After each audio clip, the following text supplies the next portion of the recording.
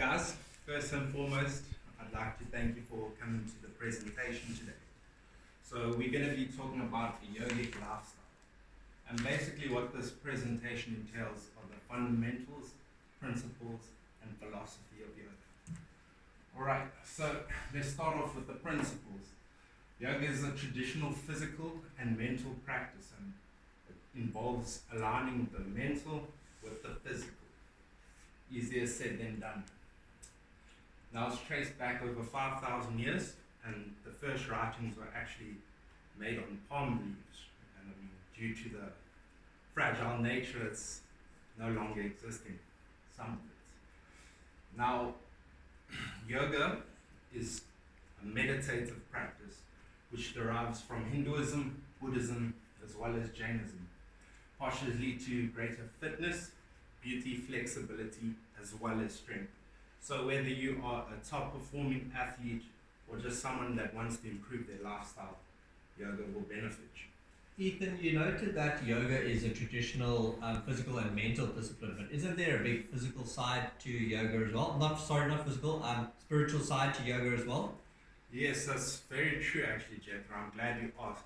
So when you align the physical with the mental, that greatly improves the spirituality. So physical and mental work hand in hand in improving spirituality.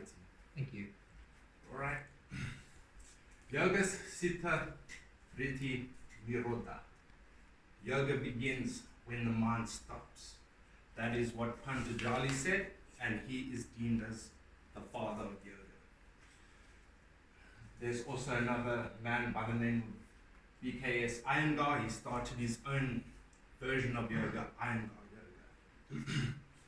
Yoga is a method by which the restless mind is calm and the energy is directed into constructive channels, mental and physical. Alright, so the syllable, is yoga multiculturalism, or is it the process of commercialism? According to beliefs, yoga invokes ideals of harmony, health, and balance. It's a win for all.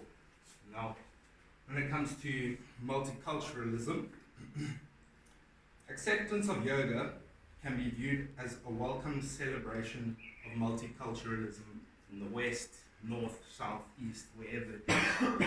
But it can also be viewed as the process of commercialization. In the West, it may be viewed as debasing a sacred practice. But I mean, the fact of the matter is, no matter what it is beneficial.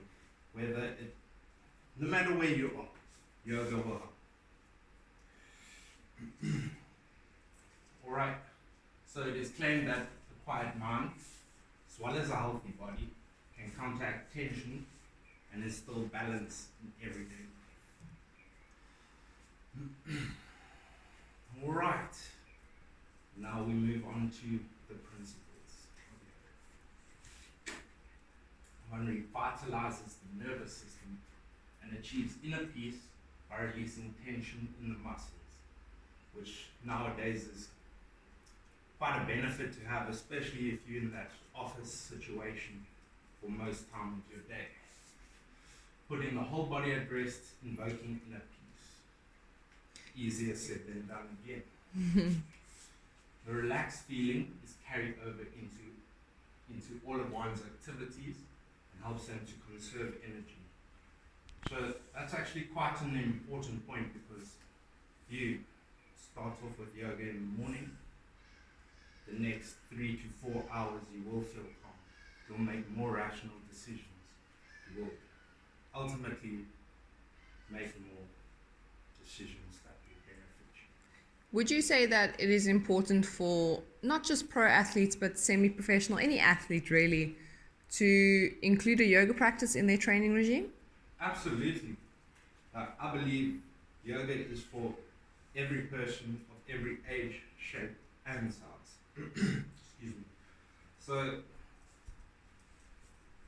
the fact of the matter is, if you are a professional athlete and you take time out of your busy schedule to include yoga, it will benefit you mentally and physically.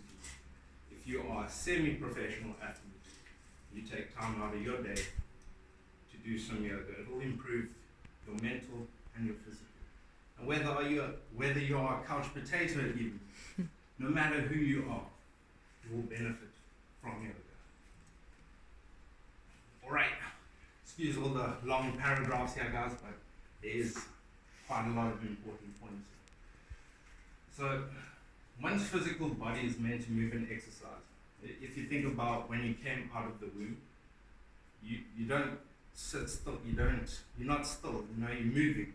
Your body adapts to the movements that you do in your daily life. You sitting on your buttocks every day, hunched around a computer, that's going to be your posture. If you're moving around, increasing your range of motion, your exercise regime, you're going to be more flexible. Healthy body, healthy mind. It's quite a firm belief. Alright. Stretching and toning the muscles and ligaments and enhancing flexibility in the spine and joints. Need I say more about the benefits? I mean, the more flexible you are, or let me rephrase that, the more you stretch out the ligaments and the muscles, you're probably going to live a healthier, longer life. Alright? Asanas, which are the poses done in yoga, are designed to regulate physical and physiological functions of the body, rejuvenating the various systems from the lymphatic all the way to the muscular system. For example, improving your respiratory system can benefit a smoker. Let's say he has damaged lungs and he wants to increase his VO2 max. That's a perfect way, because one of the other principles is actually breathing, but we'll get onto that. Also oxygen intake, anaerobic exercise, aerobic exercise. If you can store more oxygen in your body and get more oxygen to circulate in with your bloodstream, greater performance for athletes, couch potatoes, office workers, everyone. Alright. Principle 3, breathing. There was actually an interview that I watched on YouTube. It was a guy who trained at the Shaolin monks, and he said the hardest thing to master was breathing during exercise. And we take breathing for granted sometimes, like something so simple but powerful. You know, the yogis believe prana, life force, is oxygen. The more life force you take in, the greater your life force. Alright? Nutrition, very big, important factor here, is not only in yoga, just everything. Nutrition is key. What one eats affects one's mind, and improper diet results in mental inefficiency and blocks in spiritual awareness. Diet should be well balanced and based on natural food. The conflict comes in with nowadays there's a lot of processed food on the market for a cheaper price than the natural foods, and it creates kind of a conflict and demotivates people to get on the trend of a healthy lifestyle. But back in whenever yoga was created, they say it was 200 BC to 200 AD roughly. Like, I believe they had very strict diets. Not strict in a bad way. Anyway, by eating in moderation and only eating when hungry, as again, easier said than done, it will keep your body light, supple, free to flow, not weighing you down. Food will sustain the body, keeping it light, supple, calm the mind, and also help the immune system. In today's lifestyle, do you think it is the wrong food we are eating, or eating in moderation that is the bigger problem? I'd say not eating in moderation. That's a good question. I feel like both of them are a problem, and not one of them is greater than the other. Like, they are the same. I'm going to use the word evil there. Like, it's big problem, I'd say, comes in when people are not moderating what they eat on top of eating junk food. Like, let me put it like that. You can eat very healthy, but if you don't eat in moderation, it won't be as beneficial as Thank you. eating in moderation. Thank you very much. Alright, so principle 5, also the last principle, is positive thinking and meditation. Like, the way we think often shapes what we are. We are shaped by our thoughts. The way one thinks affects our way of life, and meditation helps remove negative thoughts. Less negativity, more positivity. Kind of goes like that. And for the audience members, I'd also like for you guys to take a photo of this slide. It's a wide array of the benefits of yoga and what it is claimed to improve. Many things. And there are 8 limbs of yoga. This is, like, I'd say the 8 commandments. Yama, self-control or restraint from violence, lying, stealing, and coveting, as well as entering into debt. Purity for niyama, second point. Contentment, sternness, and the study of sacred texts.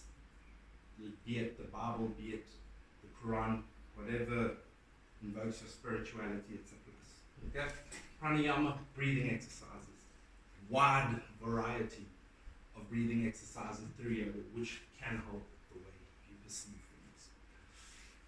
Continued, we've got asana, postures and poses. Pratyahara, drawing inward, letting go of matter and concentrating upstairs.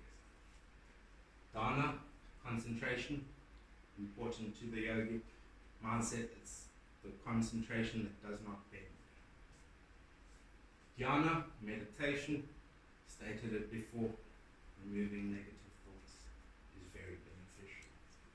Last one, samadhi, consciousness, being aware of everything around you. Thank you very much. Namaste.